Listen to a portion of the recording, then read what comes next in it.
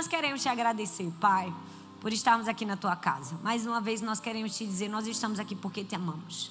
Te desejamos, queremos ouvir a tua voz. Queremos ser ensinados, confrontados, mas sobretudo direcionados pelo teu Espírito Santo. Fala e não te cales, fala conosco. Mexa com as estruturas internas do nosso coração. Mexa com a nossa rotina. Nós queremos ouvir a tua voz e sermos praticantes da tua palavra. Que essa palavra tenha um antes e um depois. Tenha um começo e um fim. Que ela faça o que apraz o teu coração. Que nós possamos viver o sobrenatural do Senhor. Hoje, nós te oramos crendo e te agradecendo. No nome de Jesus, amém, amém?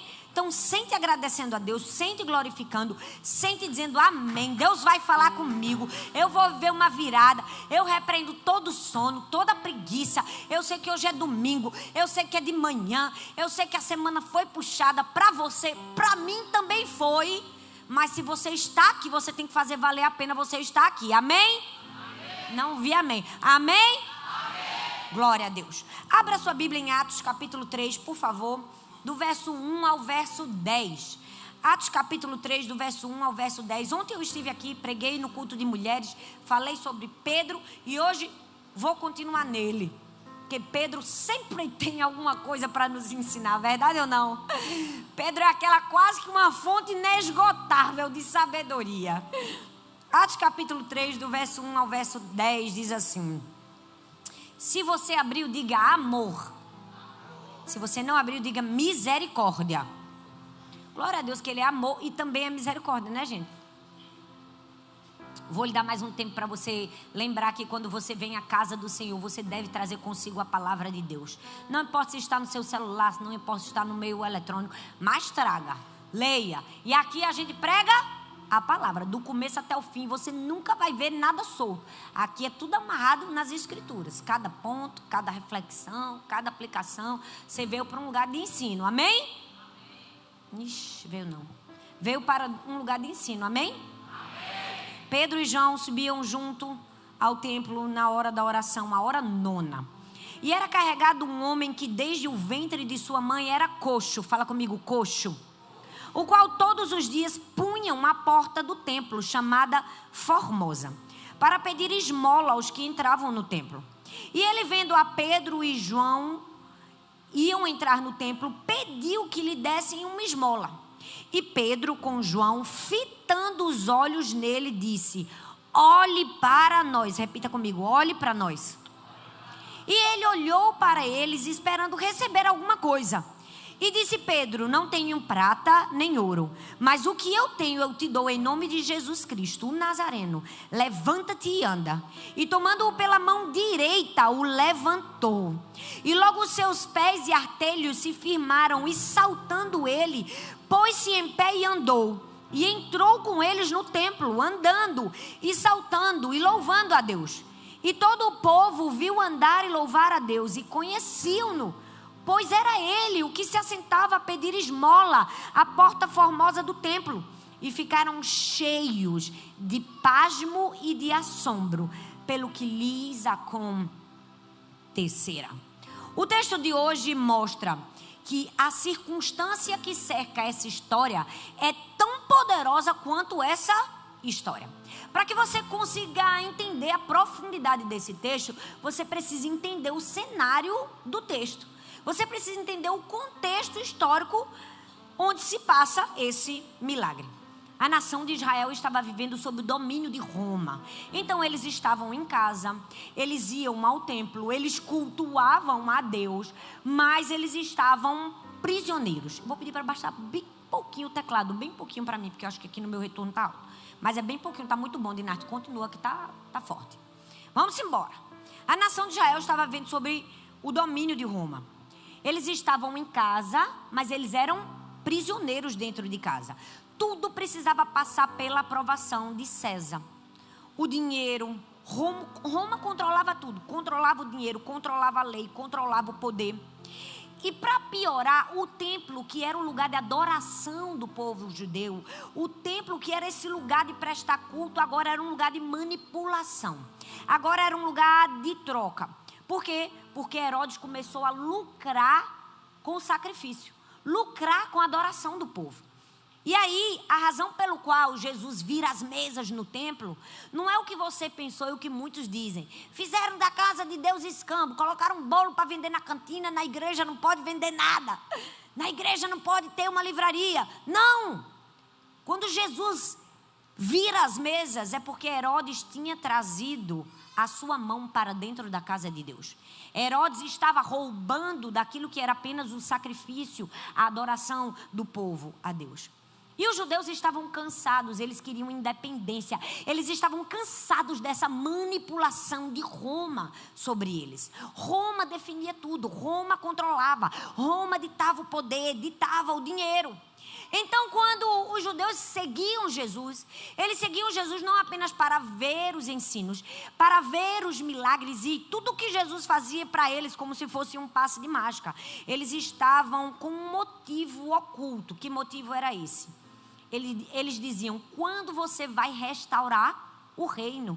Eles queriam alguém que desse independência a eles. Eles queriam um grande líder poderoso que lutasse e tirasse eles do domínio de Roma.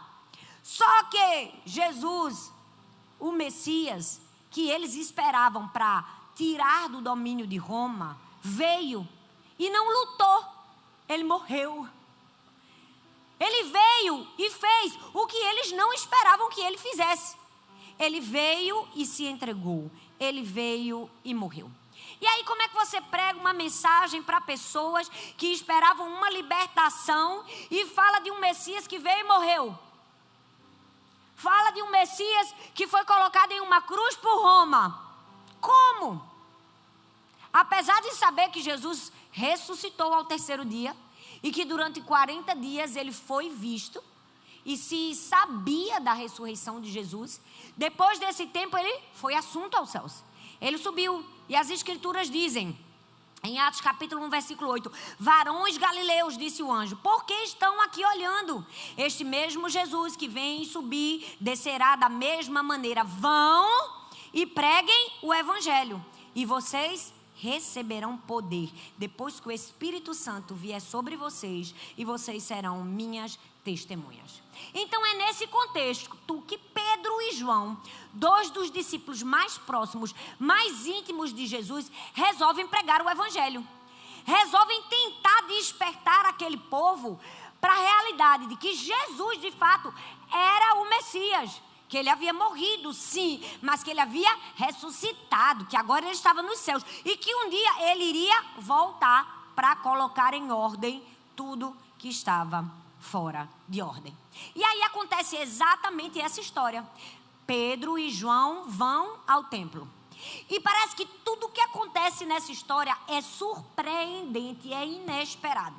Primeiro, os judeus não esperavam que Pedro e João fossem com tanta ousadia e fossem tão audaciosos de entrar na sinagoga deles para pregar sobre o Cristo, sobre algo que eles não acreditavam. Também Pedro e João não acreditavam que eles iam ser recebidos da melhor forma. Pedro e João não acreditavam que ao entrar no templo, antes eles iam encontrar o quê? Um homem coxo no meio do caminho. E o homem coxo também nem imaginava que ia encontrar com Pedro e João. Achava que era só mais um dia pedindo esmola na beira do templo. Então, tudo que acontece nessa história é inesperado. Tudo que acontece nessa história é surpreendente para nos ensinar algo. Que Deus tem encontros marcados, inesperados com a gente. Tem um momento que a gente não espera que nada vai acontecer. A gente não espera uma reação e diz, eu marquei um encontro com você hoje para fazer uma virada na sua vida.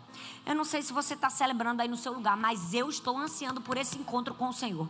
Sabe aquele encontro que a gente diz, hoje eu vou para a igreja, eu nem sei o que vai acontecer. Vou só ouvir a palavra, cantar, glória a Deus, me recarregar minhas energias para a igreja. Deus diz, não veio não.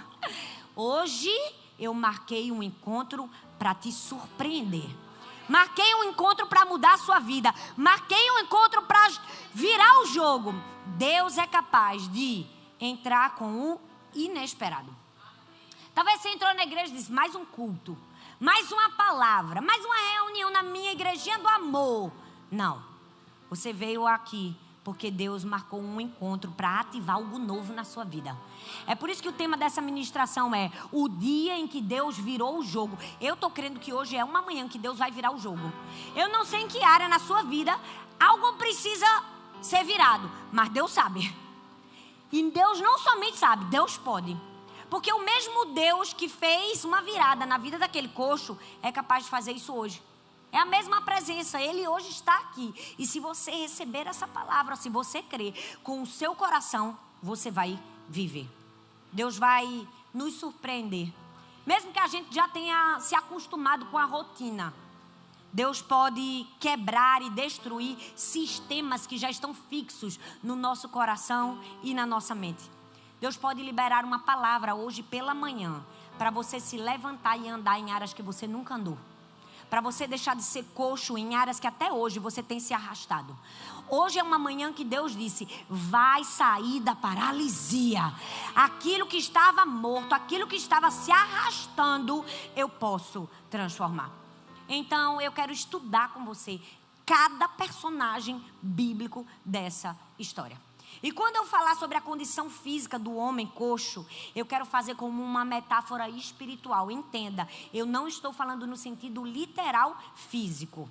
Talvez você não seja coxo no físico, mas eu quero te falar como uma metáfora espiritual. O que é que nós vamos aprender com cada personagem desse sobre viver uma virada na nossa vida? Quem quer receber, diga amém. O primeiro personagem, o coxo. Não tem como falar de um milagre, de um coxo, sem citar o primeiro e grande personagem. Quem é o primeiro? O coxo. O texto bíblico diz, ele era carregado um homem. Desde o ventre da sua mãe, esse homem era coxo, o qual todos os dias punham ele aonde? À porta do templo chamada Formosa, para pedir esmolas aos que entravam no templo. E ele vendo Pedro e João que iam entrar no templo, disse, ei, dê-me algum dinheiro. Talvez pareça óbvio dizer isso para você, mas o homem coxo já havia se acostumado a ser coxo. Talvez pareça muito óbvio, mas aqui está um grande ponto. Aquilo que deveria ser só uma condição passou a ser uma identidade na vida daquele homem. Ser coxo era uma condição, mas ele já tinha assumido a sua condição como a sua identidade. A gente não tem nem o nome dele. A gente não pode nem dizer se ele era João, se ele era Mateus, se ele era Filipe, se ele era André, se ele era Marcos. Ele era o coxo. Ele era o homem coxo. Ele havia deixado a sua condição se transformar na sua identidade. Ele já havia perdido o seu nome. Ele agora era o quê? O homem à beira do caminho. Ele era o homem da limitação, o homem da deficiência, o homem do portão. Ele era o coxo. E a pergunta que eu quero fazer para mim e para você hoje pela manhã é: o que você faz quando a sua condição se transforma no seu nome? Porque muitos de nós permitimos isso. Permitimos que a nossa condição se transforme no nosso nome. Como? Eu sempre fui assim. Eu sempre fui mulherengo. Eu sempre fui cabeça esquentada. Eu sempre fui precipitado nas palavras. Está deixando sua condição se transformar no seu nome. Está aceitando sua condição como parte de quem você é. O que é que você faz quando a sua circunstância se torna o seu nome?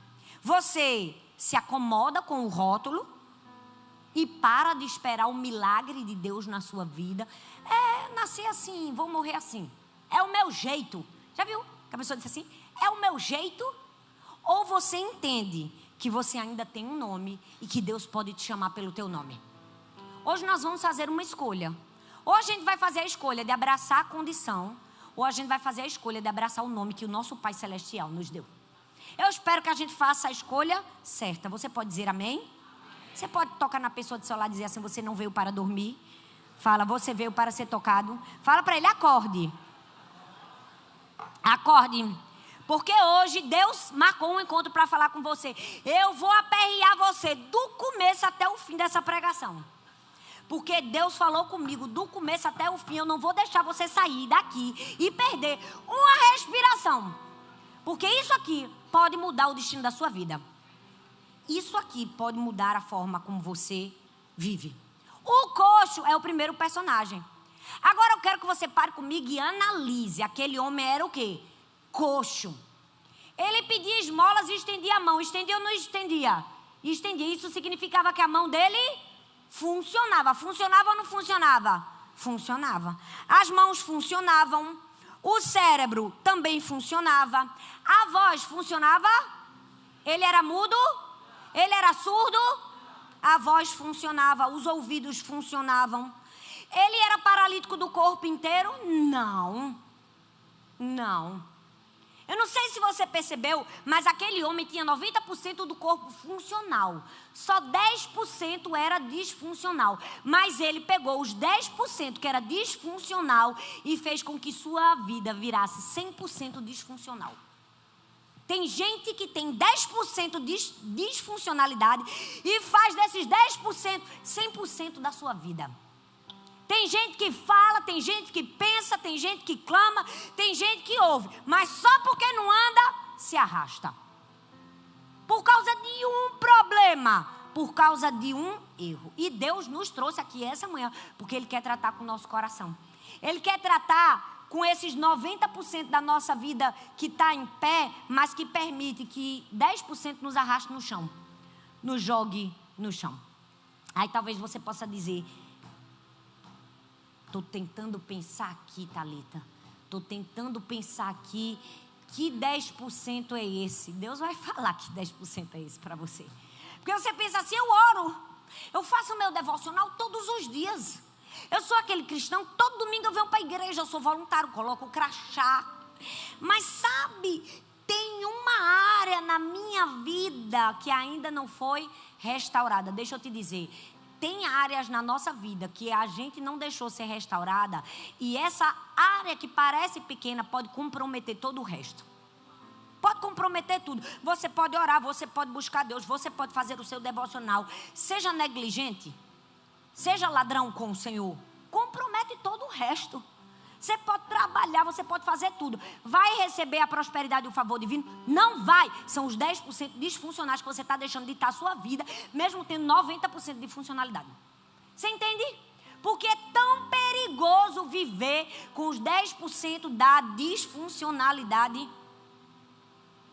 E é tão perigoso a gente olhar para o outro olhando os 10% dele. Porque se tem uma coisa que a gente tem uma mania feia, é olhar exatamente para os 10% que não é funcional no outro. A gente diz assim, fulano tem um problema com isso. Não, Beltrão é uma pessoa maravilhosa, mas ele tem um problema com aquilo. A gente tem uma mania de olhar só para a falha do outro, para o erro do outro, para a disfuncionalidade do outro. A gente se esquece que todo mundo tem algo para mudar. Deixa eu te dizer uma coisa, você não é exceção não, viu? Todo mundo aqui tem um tornozelo fraco que só Deus pode restaurar. Eu não sei qual é o seu tornozelo fraco, eu sei qual é o meu. Mas você também deve saber qual é o seu. Então, antes de apontar o tornozelo fraco do outro, perceba que você também tem um tornozelo fraco. Você tem algo que pode te jogar no chão. Pode parecer pequeno, mas a diferença que vai separar uma pessoa orgulhosa de uma pessoa transformada é quando você é honesto o suficiente com o seu tornozelo fraco. É quando você sabe entregar para o Senhor aquilo que não funciona direito na sua vida. É quando você sabe dizer, Senhor, eu sei que eu sou uma pessoa muito prestativa com os de fora, mas sou negligente com os de casa. Eu sei que eu sou uma pessoa muito boa de não faltar o culto, mas também sou muito ruim de não segurar uma fofoca. Verdade ou não? Tem. Todo mundo tem um tornozelo fraco. Tem ou não tem? Tem. E o que é que vai mudar você de um orgulhoso para uma pessoa transformada? Curada, restaurada. Quando você tem coragem de mostrar seu tornozelo fraco para Deus. Quando você tem coragem de abrir a sua vida. Por quê? Porque quando Jesus entra no cenário, aquilo que antes definia um destino de destruição, pode ser seu testemunho. Coisa linda quando a gente pega uma pessoa que sobe no altar, pega o microfone e dizia: eu era assim, assim. Jesus entrou na minha vida, eu fui transformado. Sabe por quê? Porque Deus é capaz de transformar nosso tornozelo fraco. Ele é capaz de fazer o que ninguém pode fazer. Olha bem para mim, o texto diz que aquele homem, ele um dia andou e depois sofreu um acidente. Ele nunca andou. Ele nasceu coxo. Ele nasceu com aquele problema. Ele nasceu limitado. Desde o ventre da sua mãe, ele já tinha tornozelos quebrados. E aí o que foi que ele fez? Ele construiu todo um sistema ao redor dessa sua disfunção. Ele construiu um sistema para que ele vivesse por causa do seu problema. Talvez aquilo que você aprendeu a aceitar na sua vida é aquilo que Deus quer transformar. Aquilo que você chamou de é meu jeito, é aquilo que Deus quer dizer, é o meu alvo. Seu jeito é meu alvo. Aquilo que você assumiu como identidade é aquilo que Deus quer transformar. Aquilo que você acha que é o seu destino, Deus está dizendo, é o seu testemunho. Você se adaptou, mas Deus quer curar você. Tem áreas da nossa vida que a gente não pode se adaptar. A gente tem que esperar um milagre. Tem áreas da nossa vida que a gente tem que dizer, vem aqui, Jesus. Vem aqui, Jesus. Eu não sei você, mas hoje Deus quer nos tirar do lugar de apatia. Porque talvez você está como esse coxo, se acostumando com o natural, gente. A gente não é do natural, nós fomos chamados para o sobrenatural. Nós somos de um filho de um Deus que pode todas as coisas. Já viu como a gente está acostumado com o natural? A gente está acostumado com o natural. A gente tem um problema, a gente procura alguém para resolver o problema. Por que você não procurou Deus primeiro? A gente tem uma dúvida, a gente pergunta, alguém pode tirar a dúvida. Por que não perguntou para Deus primeiro? A gente tem uma doença, a gente toma um remédio, a gente nem sequer ora para ser curado. Tô com dor de cabeça, me dá um Doril aí. Opa, tu não é filho de Deus? Por que não fez a oração pelo sobrenatural?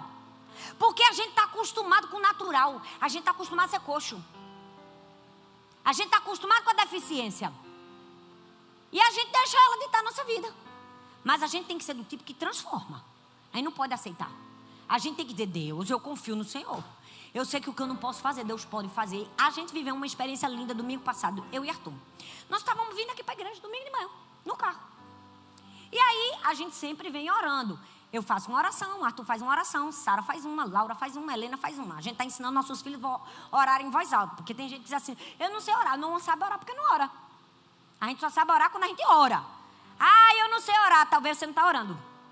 Seu filho, quando ele disser assim, eu não sei orar, disse, porque você nunca mandou ele orar? Ah, eu não quero, não, vamos orar.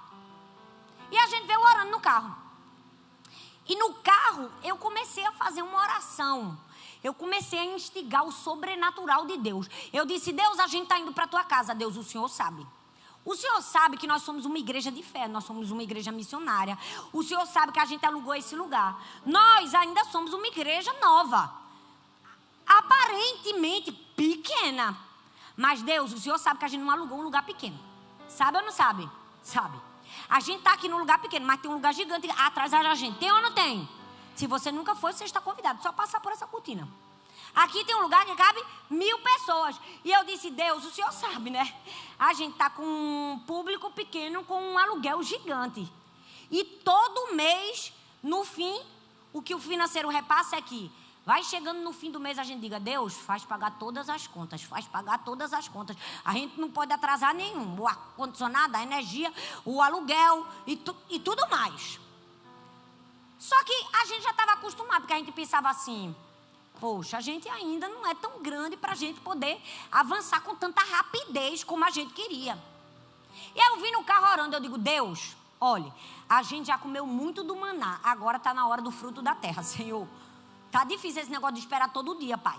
Que instabilidade, a gente fica tenso, a gente fica preocupado. E a gente não quer pedir ajuda para o Brasil, porque o presbitério pode mandar uma ajuda para a Igreja do Amor aqui de Orlando. Mas a gente entende que a gente não quer viver isso, porque é 6-1 lá, é muito mais difícil. Senhor, não permita, Deus. A gente quer comprar um som, a gente só vai para lá quando é comprar um som. Como? Se a gente ainda está pagando esse LED. A gente vai ter que comprar outro LED, outro som gigante, o dobro desse daqui, o triplo. Eu disse, Deus, só um milagre, verdade ou não? Eu disse, mas o Senhor pode fazer um milagre. Do nada, eu vim orando, do nada. Eu digo, ó Senhor, chegou o fim do mês, a gente pagou tudo e a gente está agradecendo. Porque o Senhor, 2 anos e meio, nunca deixou faltar nada. Todo mês a gente conseguiu. Mas Deus, a gente está precisando de uma folguinha para a gente poder comprar o som, Senhor.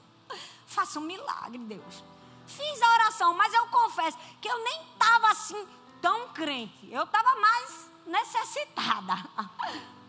Chegamos na igreja, culto normal. Arthur pregou. Quando a gente estava indo embora, conversando com um casalzinho aqui. E eles disseram assim, pastor, eu nunca fui ali atrás, eu posso ir? A gente pode, claro, fomos com eles. Eles disseram assim, é porque Deus colocou no nosso coração para a gente dar uma ajuda para pagar pelo menos uma parte do som daqui. Gente, quando ele disse aquilo, ele fez, pastor, eu sei que eu não tenho dinheiro para pagar tudo, mas eu quero fazer algo especial para ajudar. E aí ele falou um valor que ia nos ajudar, pelo menos dar uma entrada para a gente comprar o som. Eu olhei para Arthur olhou para mim e a gente disse assim, isso aí é o quê? É Deus dando o dinheiro do som? Não, é Deus dizendo, eu sou o Deus do sobrenatural. Quando você clama, eu te respondo. Quando você pede, eu dou. Quando você está acostumado com esse negócio apertado, aí fica apertado. Mas quando você diz, tem mais, eu quero mais, Deus vem e surpreende. Ei, eu não sei para quem eu estou falando aqui. Talvez você está acostumado com, tá apertado. Deus diz, não está apertado não. Eu posso fazer sobrar abundantemente mais. Além do que você pediu, além do que você pensou. Eu não sei se você está aí, se você está apático, mas Deus está te chamando para crer. Deus está te chamando para confiar. Ele está dizendo, coloca a fé em mim que eu faço. Confia. Para de aceitar que você é coxo. Para de ficar à beira do caminho.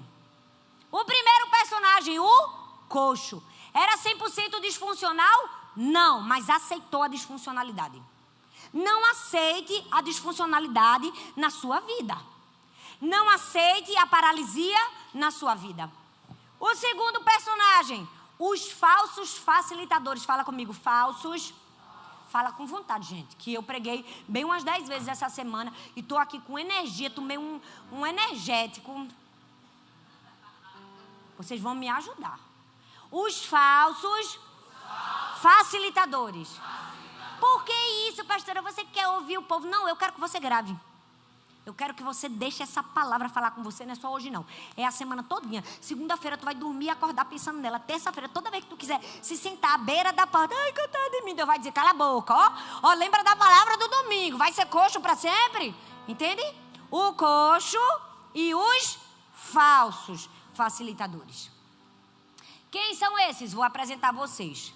O qual todos os dias punham a porta do templo chamada Formosa para pedir esmola aos que entravam no templo.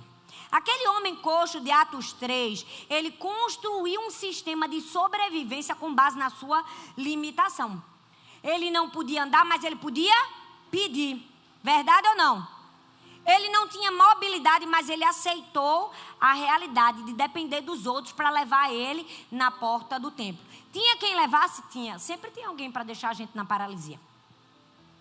Sempre tem alguém que aparentemente está fazendo uma coisa boa, mas ele está nos deixando num lugar de inércia. São os falsos facilitadores. A minha pergunta para mim e para você é: qual foi o sistema que você criou para viver em sobrevivência de uma disfuncionalidade que você tem? Você vê uma disfuncionalidade e faz um sistema para se manter. Qual foi a daquele homem? Ele se cercou de falsos facilitadores. Pessoas que todos os dias carregavam ele até onde? Até a porta do templo. O mesmo trajeto, todos os dias. A mesma posição, a mesma paralisia. Falsos facilitadores são aquelas pessoas que tornam conveniente você não melhorar. É aquele tipo de gente que não te instiga, não te inspira, não te confronta. É aquele tipo de gente que fica do seu lado e você erra e ele diz, é isso mesmo. Passa a mão na sua cabeça. São os falsos facilitadores. É gente que te acomoda na sua limitação. É aquele pessimista, incrédulo.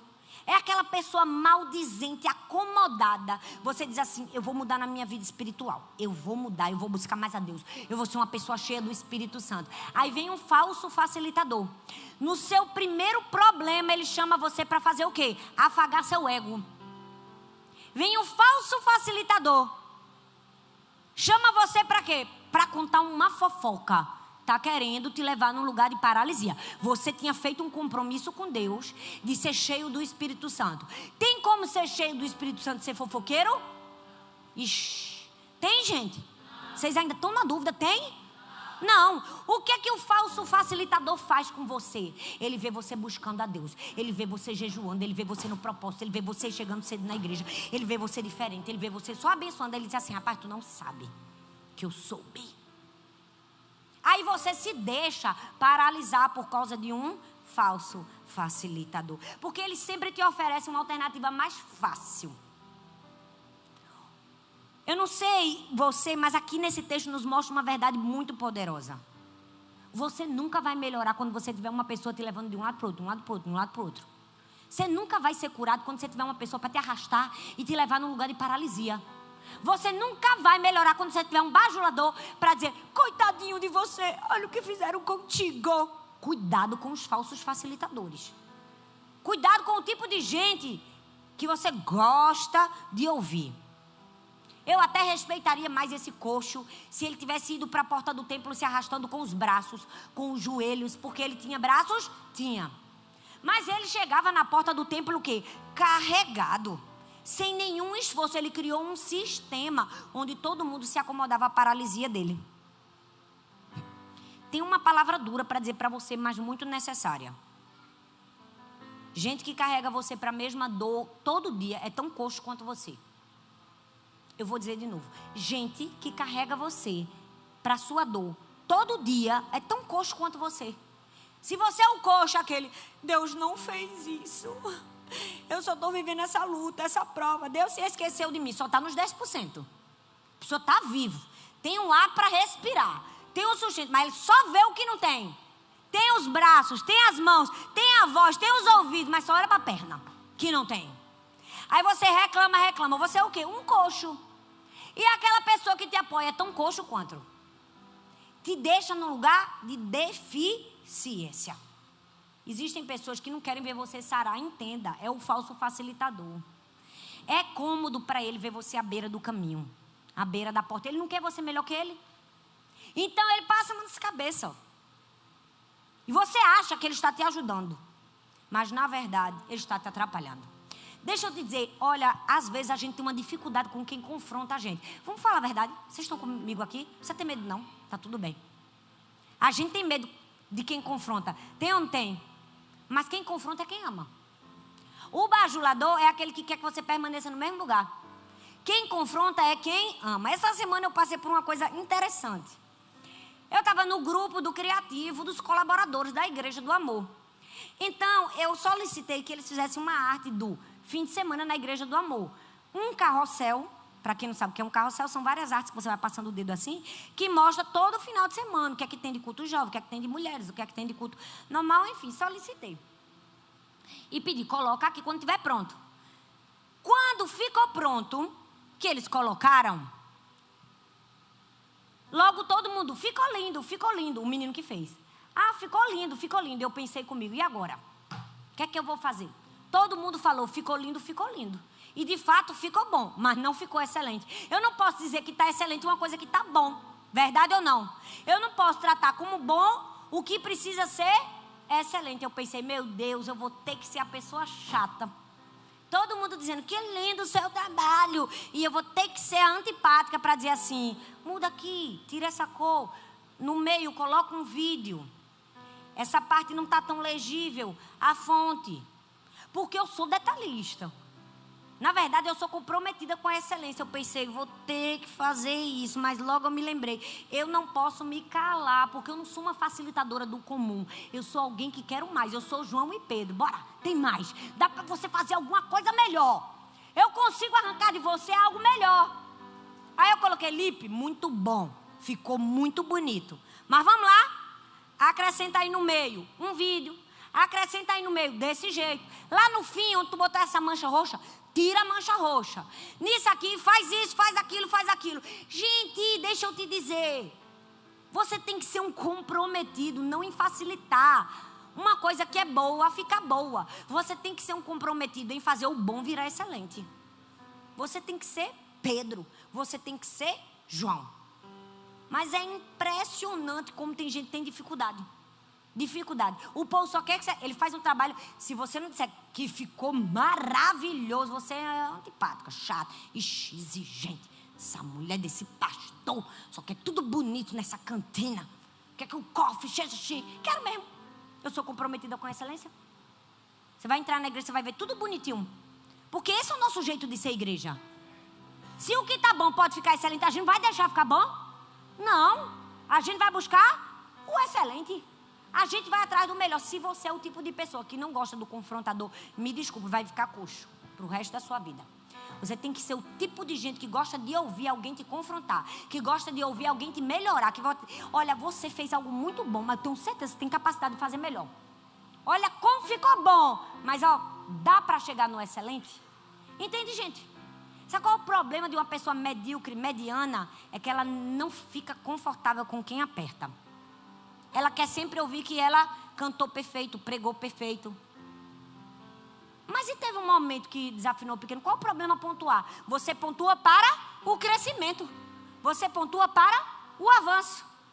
Impressionante que eu coloquei o título aqui, ó. Falsos facilitadores. Porque eles são falsos. Fala comigo, falsos. Falsos. Fala comigo, falso. É gente que até parece que está tentando te ajudar. Parece. Mas está te levando para a paralisia. É aquela pessoa que quando o outro diz assim, vamos consertar isso aqui, já olha. Sabe aquela pessoa que não fala nada, mas com o olhar ela olhou, ela falou? Ela já olha para o outro e critica. Não achou bom. Não achou bom. Eu falo, não cresce. Uma pessoa dessa avança? Não. É aquela pessoa que é o falso facilitador. Você chega para falar mal do seu chefe, o que é que ela faz? Aquilo é uma alma insuportável mesmo. Deus tem algo melhor para tu. Pede demissão. Pensa que está te ajudando. Pede demissão para tu ver. Às vezes tu vai ficar sem emprego 1 mês, 2, 3, 4. Por causa de um falso facilitador. Que diz o que você queria ouvir. Tá com um problema no casamento. Deus tem algo para tu. Isso aí já está, biblicamente, tu já está liberado dessa pessoa. Sai. Foge enquanto é tempo. É o que, gente? É um falso facilitador. Agora eu vou dizer uma coisa que vai doer. Alguns de nós somos mendigos emocionais. O que significa isso? A gente sabe exatamente quem procurar e como parecer indefeso para manipular a compaixão alheia. Sabe quem procurar e como parecer indefeso para manipular a compaixão alheia. Alguém chegou para a gente no nosso trabalho e disse, você errou nisso aqui. Você precisa melhorar nisso aqui. Mas fica revoltado. Porque o ego não deixa alguém dizer que você errou. Quem que pensa que é para dizer que errou? Pensa que é o máximo? Eu estou aqui dando o meu melhor todo dia. Eu estou fazendo o melhor. E ele chega aqui para dizer que eu errei. Aí ele diz assim, vou procurar quem para falar? Vou procurar quem para ter compaixão de mim? Vou procurar quem para ter peninha de mim? Vou procurar o pastor? Vou não. Vou não. O pastor vai dizer que eu estou errado também. Vou não.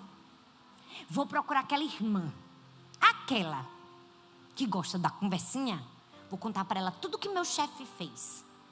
Aí você procura quem? A pessoa que você sabe. Que é o quê?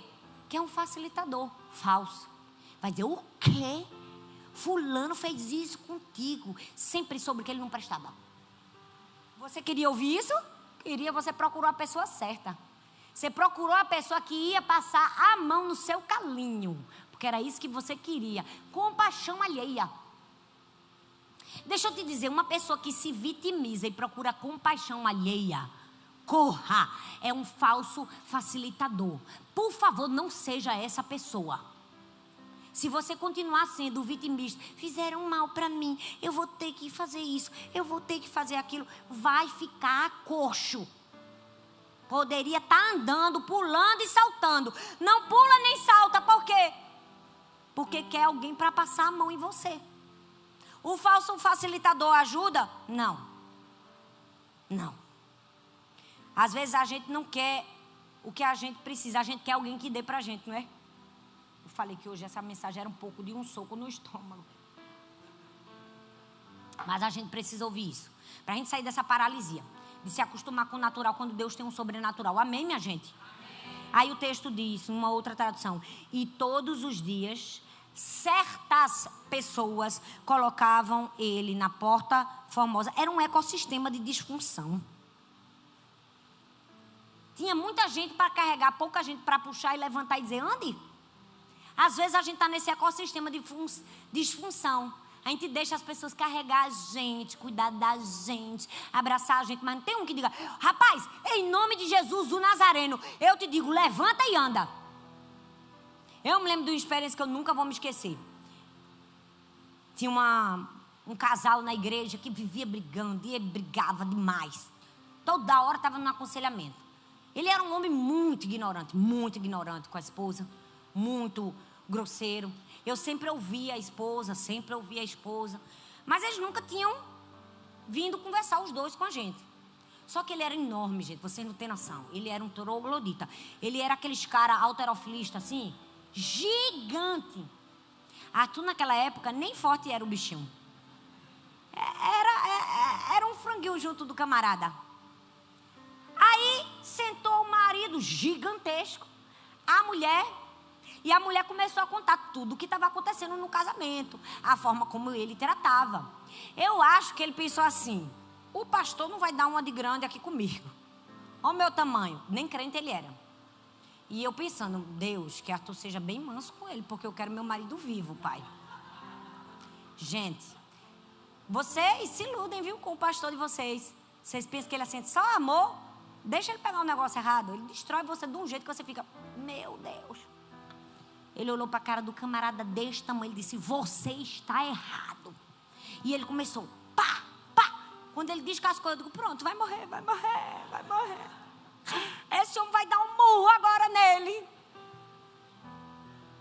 Por quê? Porque ele escolheu não ser um falso facilitador. Você está vivendo com gente que carrega a sua maca ou gente que te levanta do chão.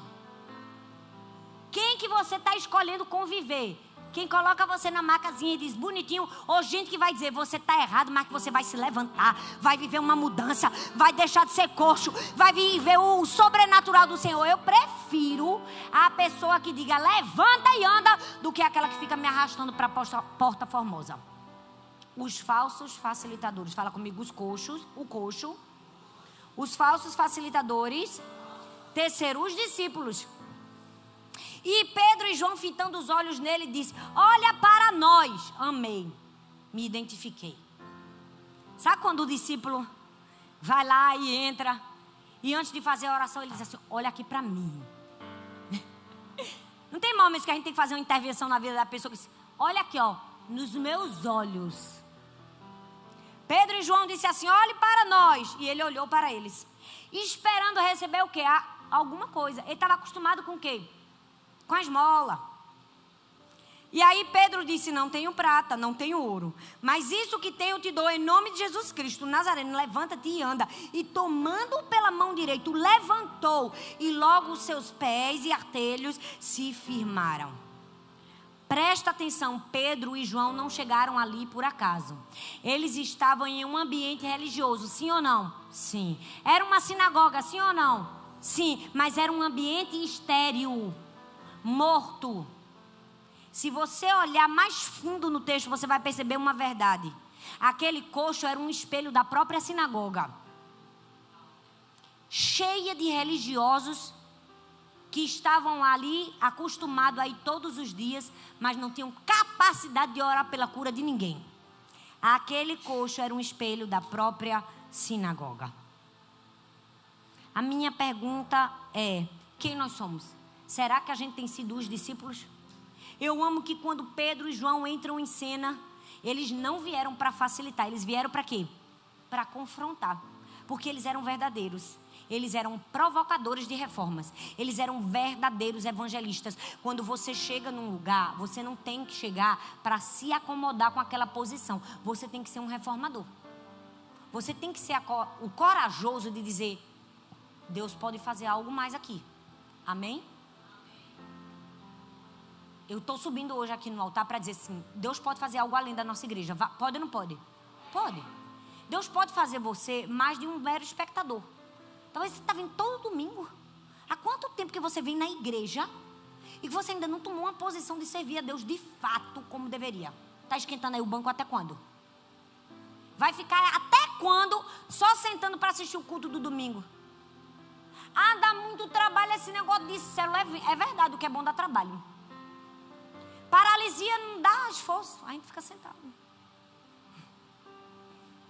Ser coxo não dá trabalho nenhum. Dá? Dá não, você fica sentado.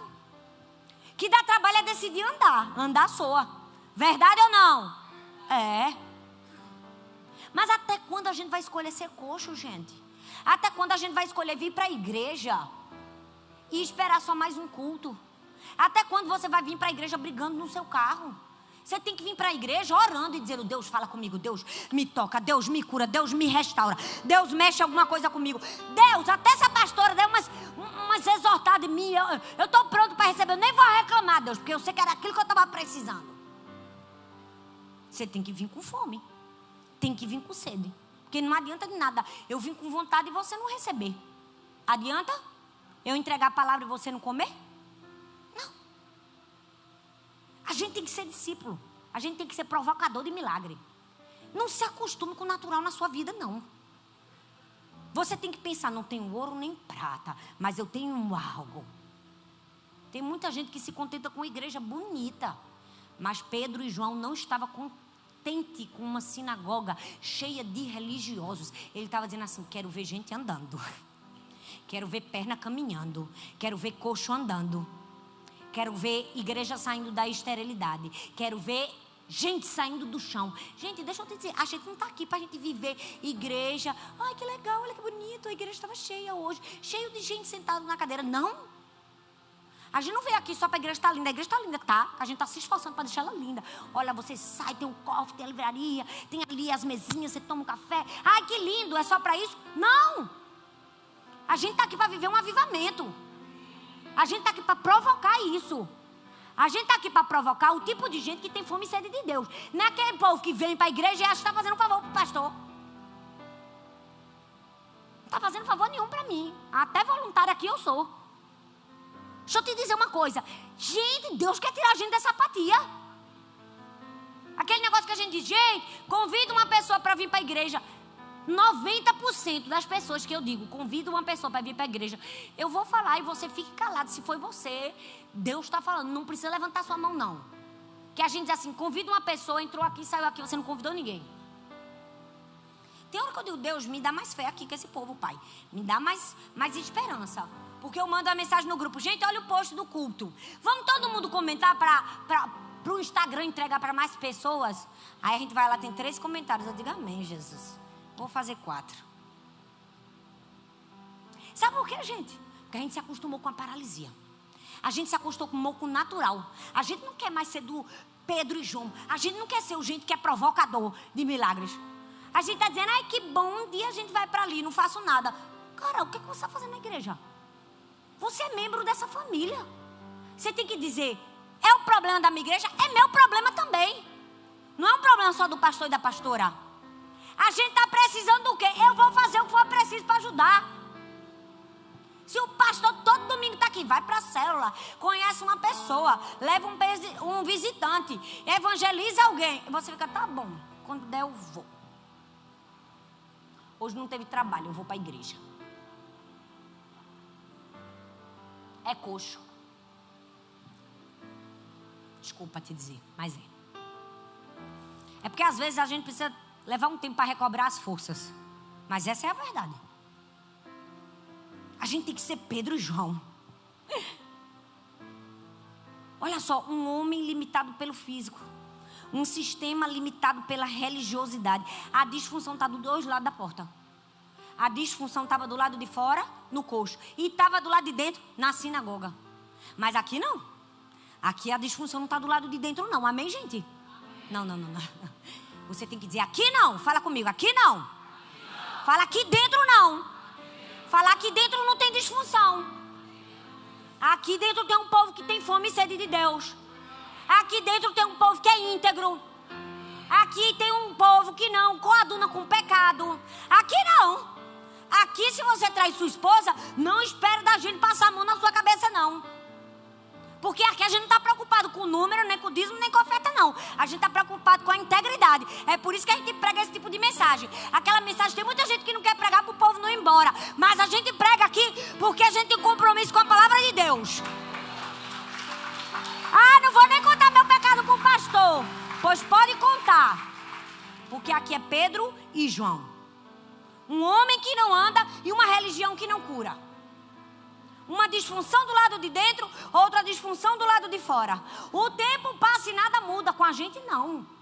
Com a gente não. Aí Pedro entra e diz, olhe para nós. Hoje eu sou Pedro na sua vida, viu? Hoje eu vim com Pedro, vestida de Pedro. Para dizer assim, olhe para mim. Até quando? Até quando você vai dar uma desculpa para viver na sua disfunção? Até quando você vai dar uma desculpa para não fazer nada? Até quando você vai dar uma desculpa para viver na mediocridade? Até quando? Até quando você não vai vestir a camisa e dizer, eu vou fazer diferente? Até quando? Até quando você quer viver coxo? Até quando? Pedro olha para aquele homem e diz, olhe para mim. Ele está dizendo assim, ó, não estou aqui para colocar mais um trocado na sua rotina de dependência. Estou aqui para provocar um milagre. A gente não está aqui para colocar mais um trocado na sua rotina de dependência.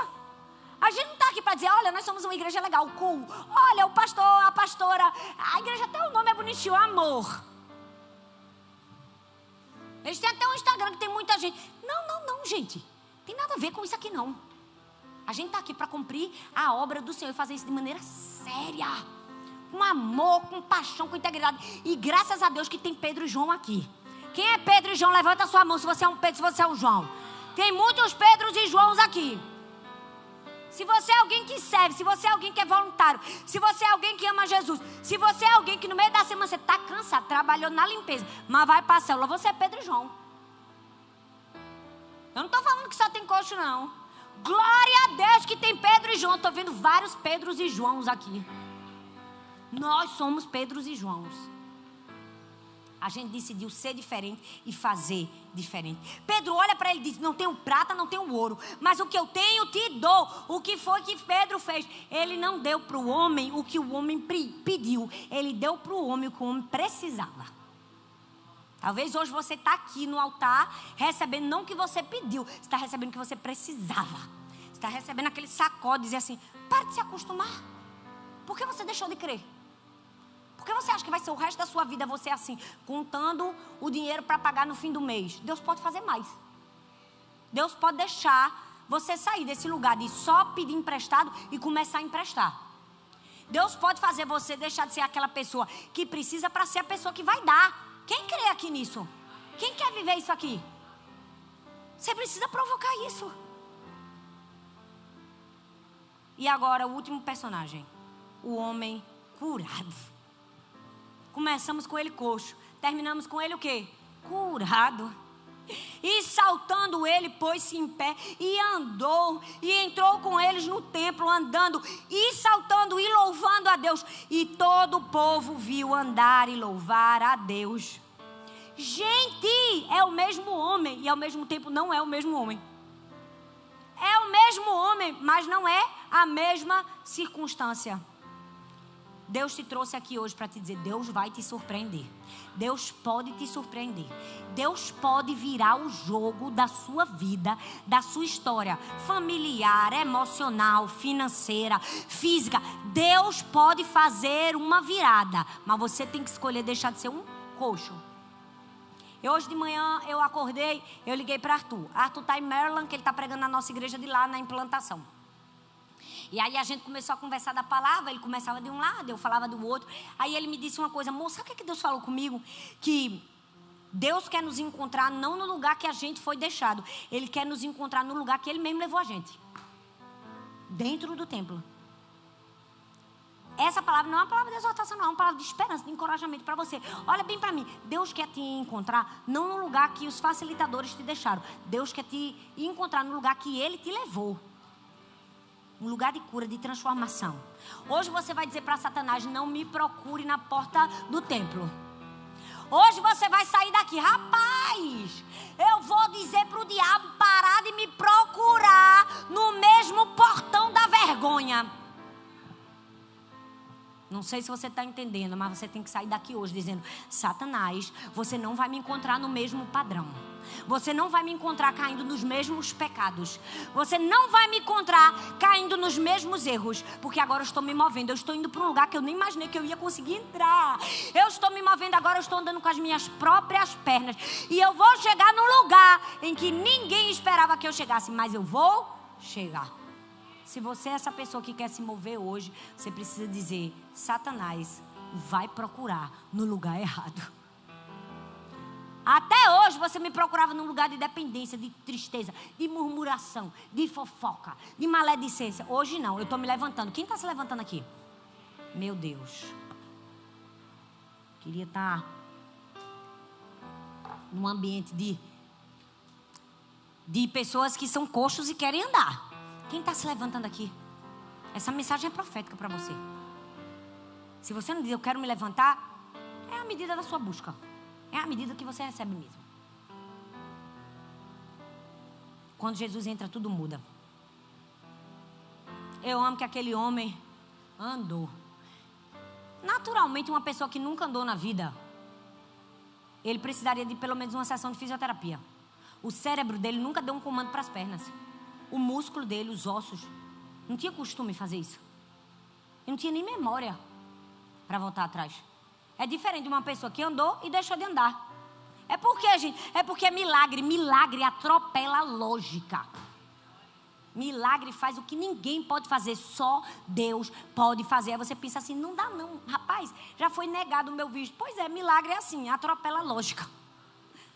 Quando você desistir, Deus diz: vai ficar coxo. Mas se você disser assim: eu creio que eu estava sentado na beira da porta do templo, mas Deus vai me fazer andar, entrar e olhar todos aqueles homens que passavam por mim e ver que agora eu estou movendo, Deus vai fazer isso na sua vida. Amém, gente? Amém, gente? Aquele homem estava na lista de casos perdidos. Já tinha o selo de impossível. Mas Deus entra na história e transforma tudo. Tudo. Ele estava num lugar cheio de religiosos, cheio de previsíveis, cheio de pessoas permitidas. Ninguém esperava aquele homem ali dentro. Ninguém. Mas ele foi lá e entrou. Um homem que vivia preso na lógica da sobrevivência. Não vai dar, não posso, não é para mim. Nunca vai mudar.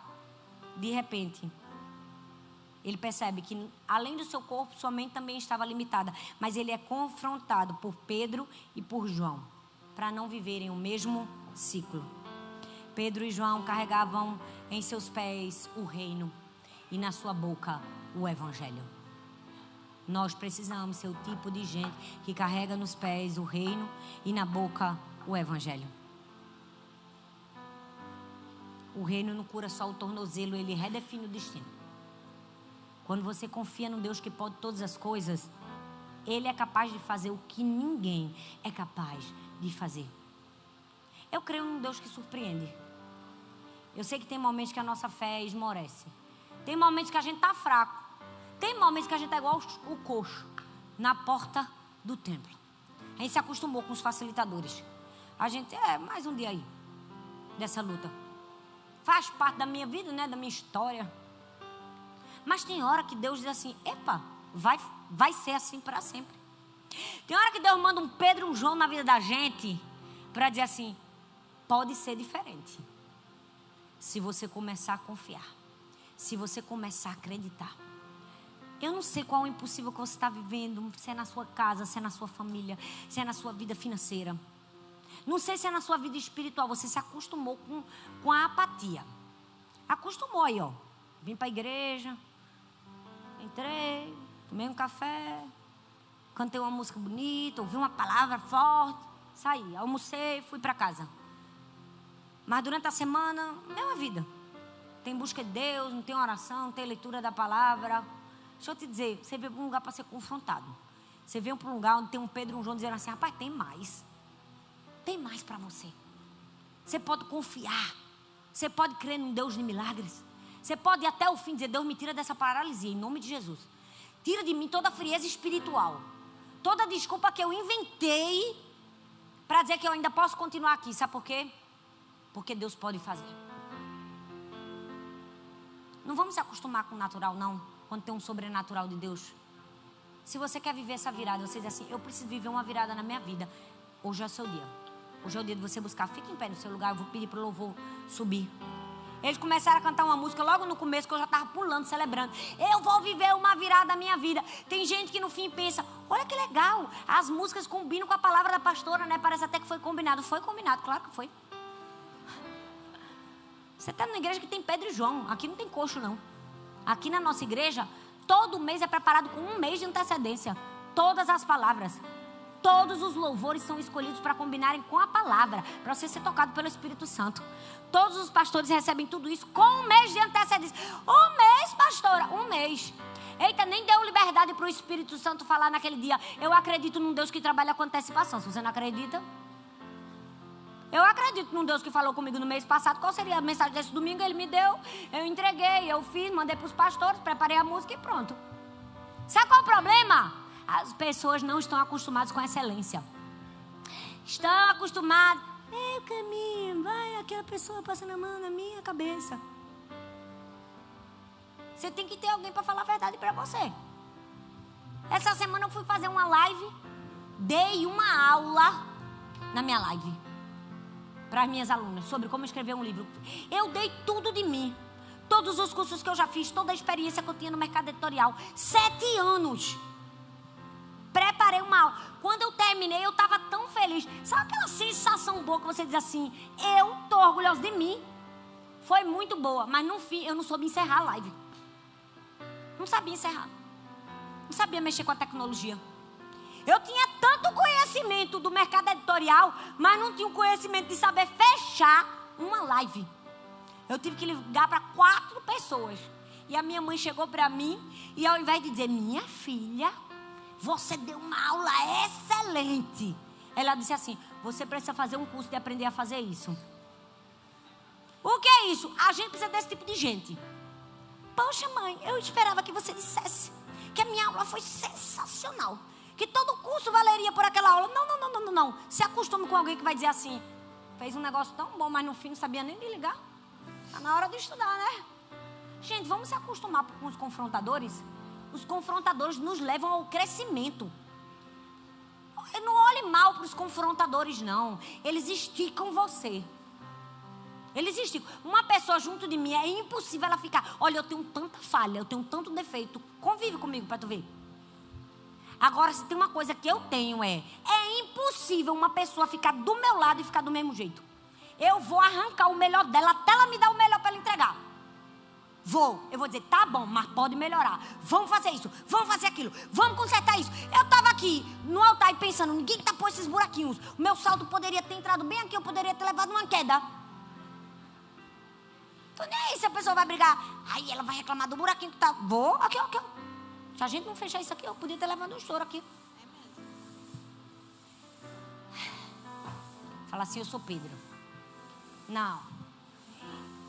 Eu vou ter que pegar um avião para ir para o Brasil pregar essa mensagem?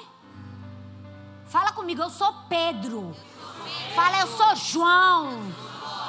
Fala, eu sou dos que levam a verdade. Eu sou dos que compartilham cura. Eu sou dos que compartilham transformação. Eu não vim para ficar na apatia. Eu estou muito feliz que você tenha chegado até aqui. Obrigada por assistir até o fim essa mensagem. Eu espero que ela tenha sido uma bênção na sua vida. Eu tenho mais um convite para você. Compartilhe essa palavra com outras pessoas e que ela também seja vida e encorajamento para outras pessoas. E não se esqueça, eu vou deixar aqui nessa tela mais 2 indicações de mensagens para você assistir. Tenho certeza que continuar aprendendo vai te ajudar a chegar no propósito de Deus para a sua vida. Um grande beijo no seu coração e Deus abençoe.